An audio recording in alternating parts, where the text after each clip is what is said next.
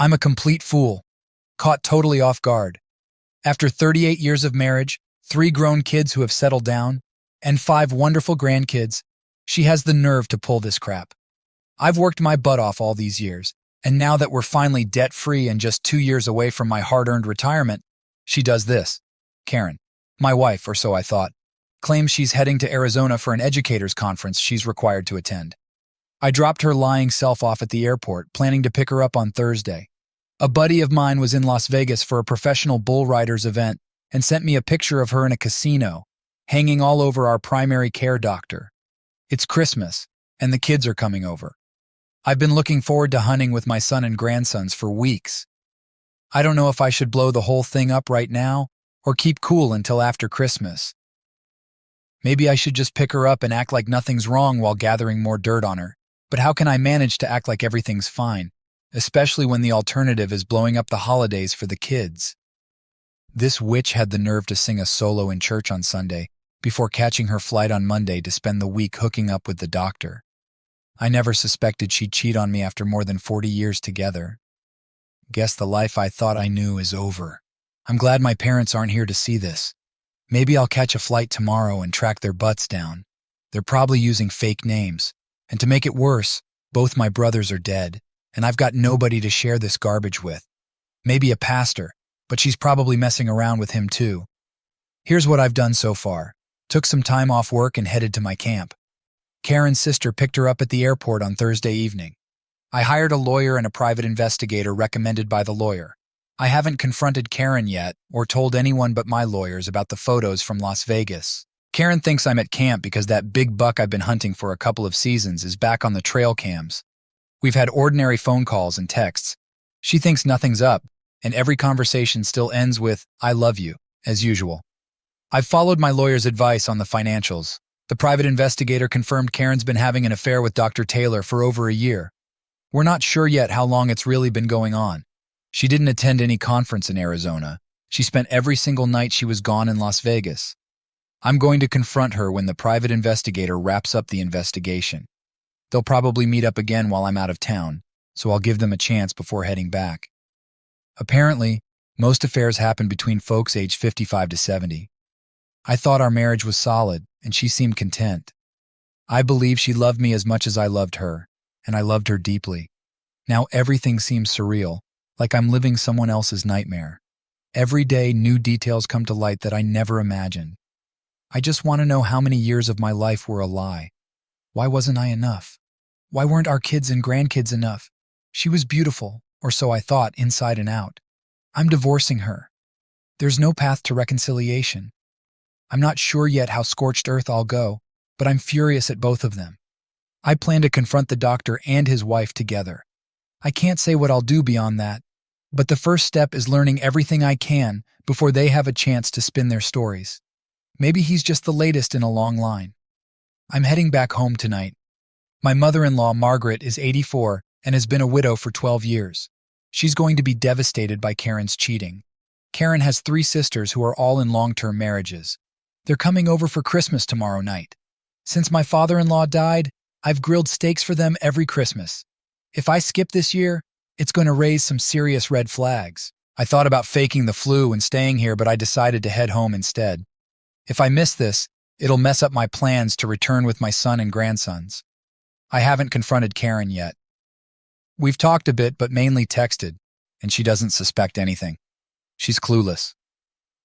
I gave the gate and house code to the private investigator. He brought in a tech guy and was able to access her desktop while she was at work. Somehow, he's now receiving her texts straight from iCloud. I have no clue how he did it, but he did. I'm not in daily contact with the private investigator or lawyer, so I'm not sure what they've found. I'm meeting with them next Friday morning to go over the details. It's tough keeping my temper in check with what I know already. I feel like I'm spending too much on this private investigator, but my attorney wants me to keep digging until I confront her. I'll see what the investigator has found next week and hopefully be able to stop paying him. I always head to camp the week before and after Christmas. If I can manage not to slap her when I get home, she'll suspect nothing. I'll head back out on Sunday since my son and grandsons are scheduled to hunt next week, just like we do every year. I haven't seen her in almost 2 weeks, and I never thought the love I had for her could turn into this much hatred and contempt. My plan is to wrap up the evidence I get next Friday like a Christmas present. After lunch, we'll open gifts with the kids and grandkids.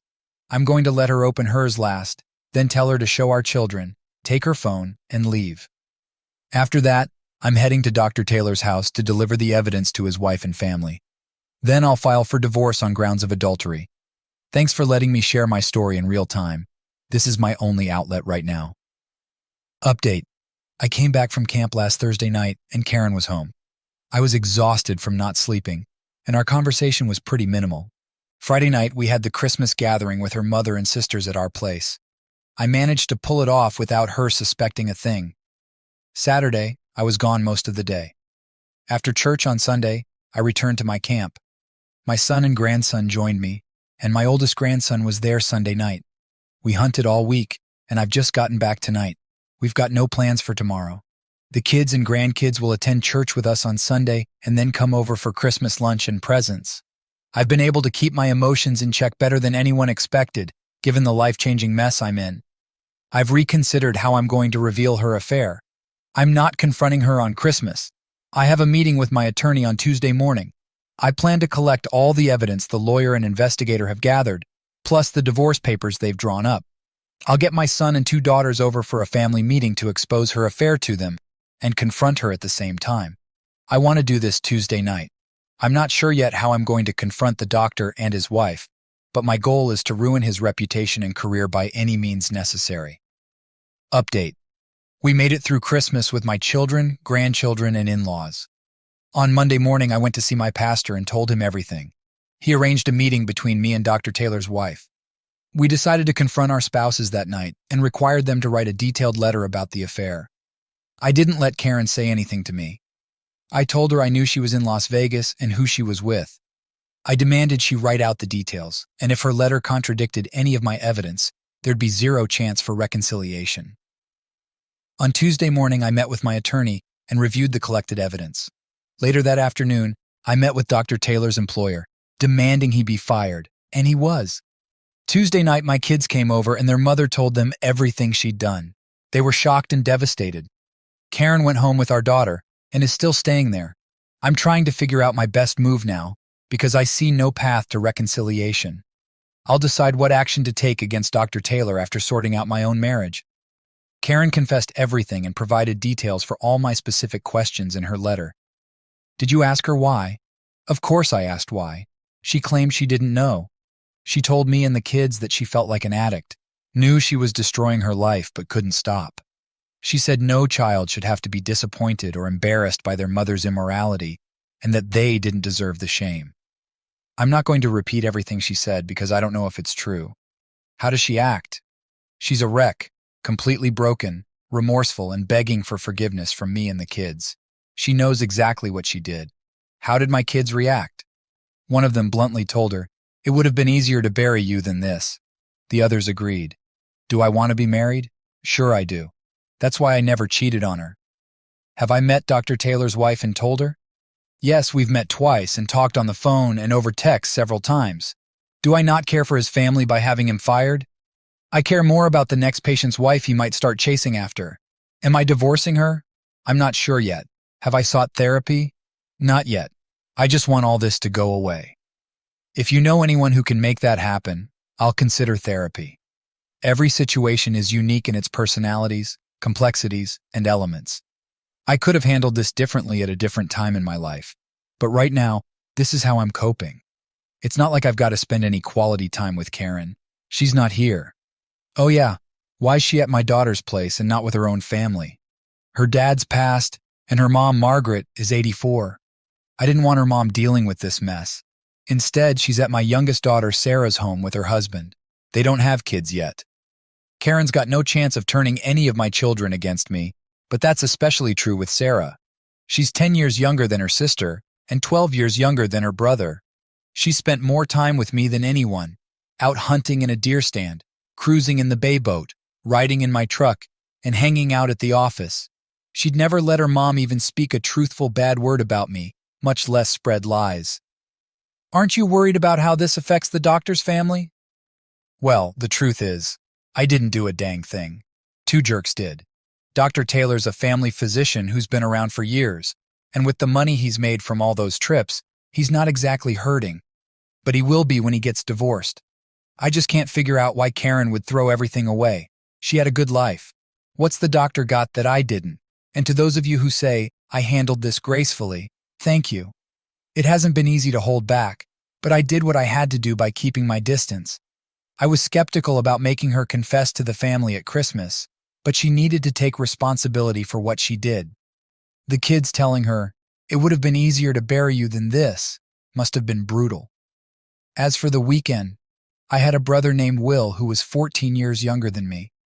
He taught at a college and lived 8.5 hours away. He died in a motorcycle accident in 2017. Will had one daughter, Lily, who's now 24 and married. She lives in another state from her mom, but she's brought her new baby home to visit. My sister-in-law never remarried.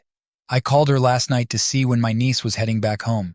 She's staying this week with her husband's parents, who live about 40 minutes away. My kids are hovering over me, so I'm hitting the road to meet my great-nephew, who's named after my brother and me. I'll arrive late tonight. I asked her to book me a hotel room, and she told me, no way in hell.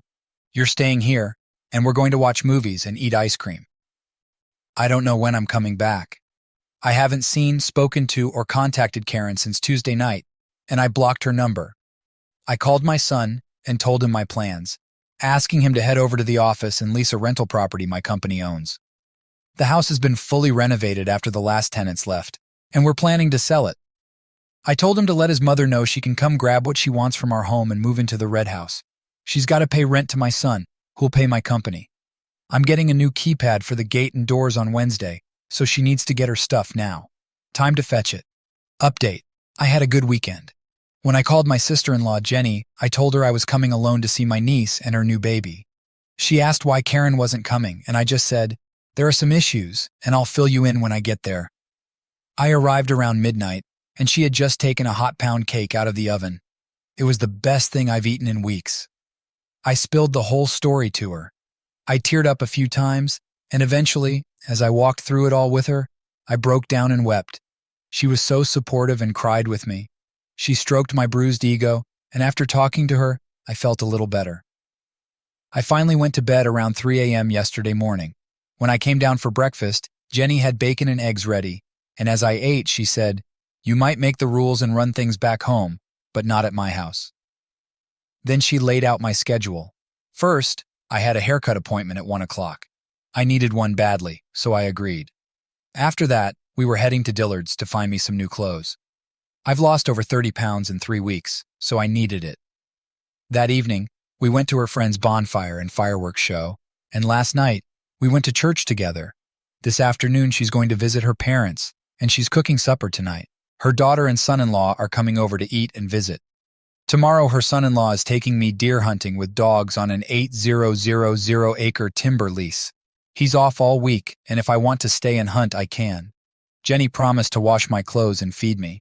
I've never hunted with dogs, so I'm not sure what to expect. We won't talk about my problems again until I'm ready to head home. So heck, I did what I was told. She took me to a regular salon, and on the way she said, I'm going to use you to have some fun when I introduce you. I'm going to give them your first and middle names. I asked, what the heck? She just laughed and said, just play along. I'm going to give these ladies something to gossip about. My middle name is my mom's maiden name, and that's how she introduced me to her hairstylist. While getting my hair cut, the stylist asked where I was from, and I challenged her to guess. My accent sure doesn't sound like I'm from Detroit. Jenny didn't miss a beat and said, he's a logger. Next stop was Dillard's.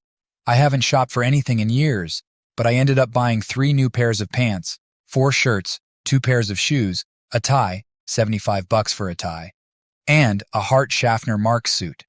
Jenny said it's the only brand my brother would wear. I had no idea he was so picky about his clothes. I also picked up a new belt. The suit needed hemming, and she convinced them to do it while we waited. On the way home, she told me I'd be her date for the party in church, so I was. She told me to look at her like I'd look at a brand new gun so they'd buy it.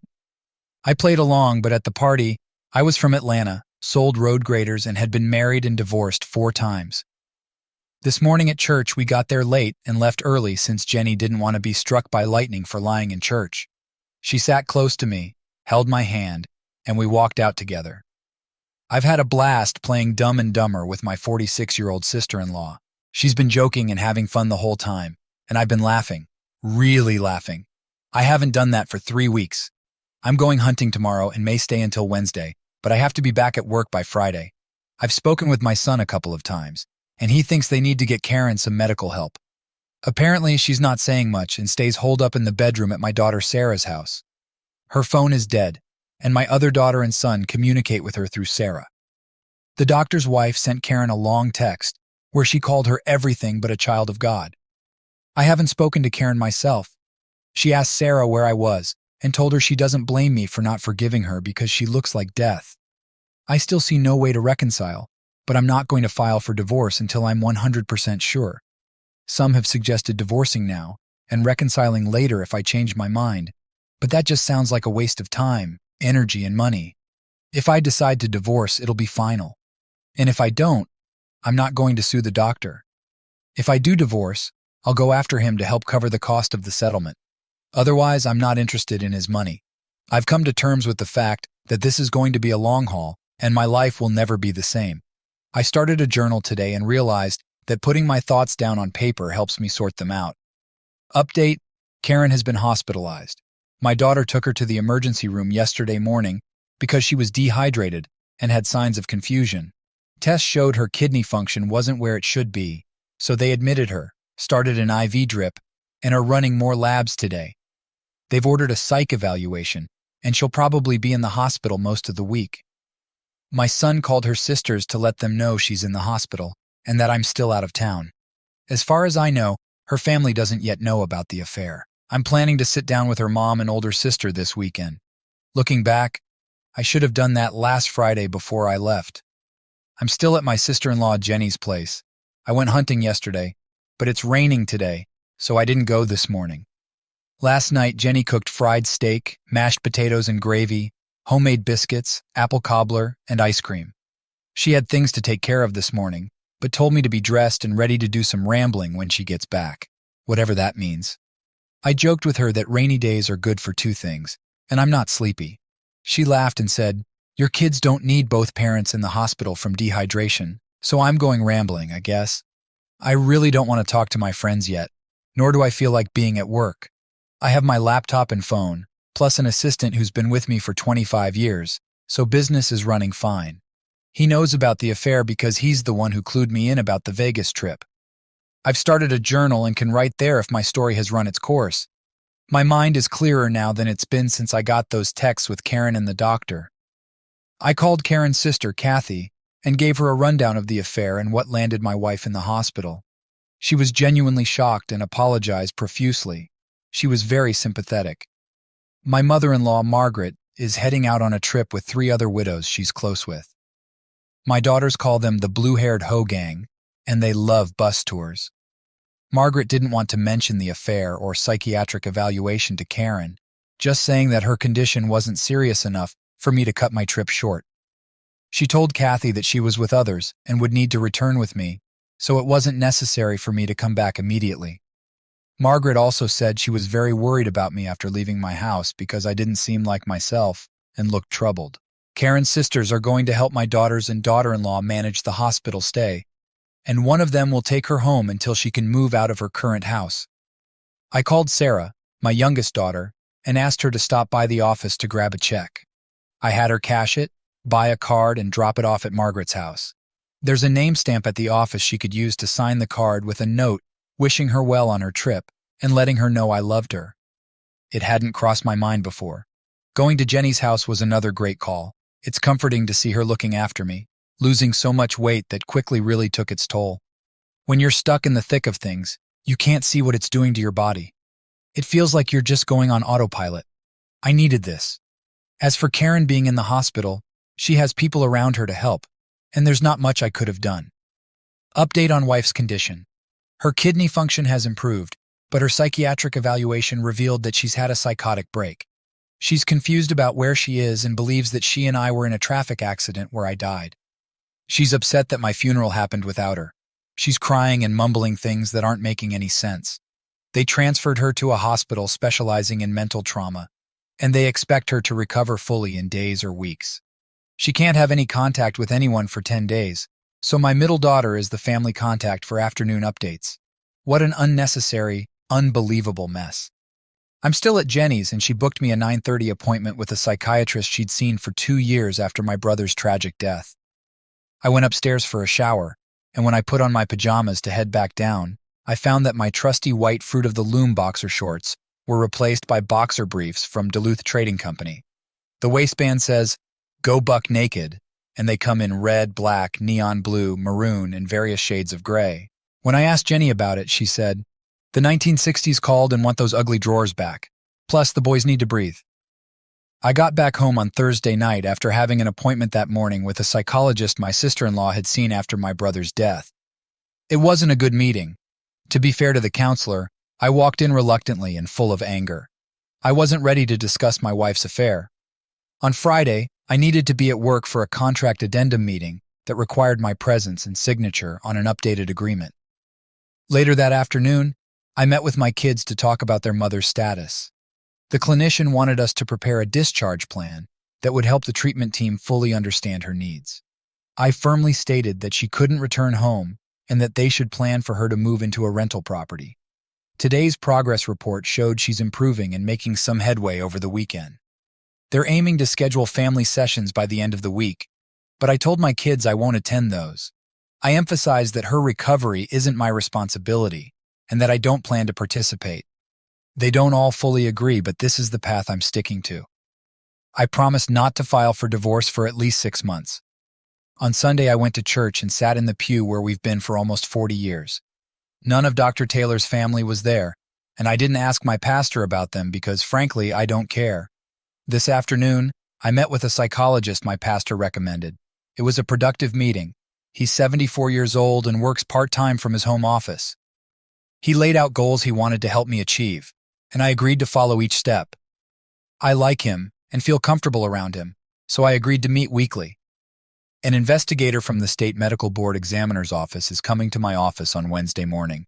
My attorney filed a complaint against Dr. Taylor, and I'll need to provide a sworn deposition about the affair. I hate every step I've got to take because of this affair. I don't believe Karen is faking a mental breakdown, but it's tough to be sympathetic. I think that catches you up. Update. I haven't shared anything recently because there hasn't been much going on. Here's a quick summary. Karen's still in treatment and agreed to stay for 30 days. She's doing better, but my kids agree that she needs more time in-house. I haven't spoken to her directly since December 27. She pulled funds from her retirement account to cover the costs. I haven't sat down with my mother-in-law, Margaret. She and her daughters have visited Karen. I texted her that I'd stop by and talk when I was ready. She's checked on me a few times, and although sad, she's strong. No word on Dr. Taylor, but his house is up for sale. I'm not sure if he and his wife are separated or still together. I've had 2 counseling sessions so far, and I'm looking forward to my meeting on Monday. Counseling's helped me a lot. The affair seems to be common knowledge now, and people are talking about it. I still go to church and hold my head up, even if I'm embarrassed by Karen's actions. My kids and grandkids are doing well. I've kept busy at work, and managing my son's re-election campaign has helped keep me occupied. I've noticed a lot more attractive women lately, which I'm not sure is good or bad. Just something I'm more aware of. I think that's everything. Last update. Karen was released from the hospital on Tuesday and moved to a rental property my company owns. The house has been renovated from the studs up. I still haven't talked to her since December 27th. She wrote 2 letters apologizing and asking for forgiveness. I told my kids to let her know I've read them and will contact her when I'm ready to discuss the past and future with her. We have a lady who's been a housekeeper with Karen for over 20 years. I had men go to the house, and with help from my daughter and the housekeeper, move a bedroom suite and other essentials to set Karen up in the new place. They bought new furniture, and it's been ready for her release for over a week. Karen arranged for the housekeeper to work for her daily for as long as she needs, giving her a driver and sitter during the day, with her sister staying overnight. I had supper with Margaret at her place Tuesday night and explained my position. She was understanding and supportive. According to my son, Margaret visited Karen last night and didn't hold back. She didn't spare her feelings and gave her an earful. This is the first time they've talked about the betrayal. I'm heading to Sparky's place tomorrow. She's got tickets to a concert on Saturday night. Her friend was supposed to join her but can't because of a coworker's funeral. We'll fly to North Carolina tomorrow afternoon and return on Sunday. I'm looking forward to a change of pace and hope I'll have fun. Counseling has been helpful, and I'm finding I enjoy the weekly sessions. It helps me organize the pieces of my life. What do you all think? How would you handle this situation? Would you have attended the family sessions or confronted her sooner? Share your thoughts below.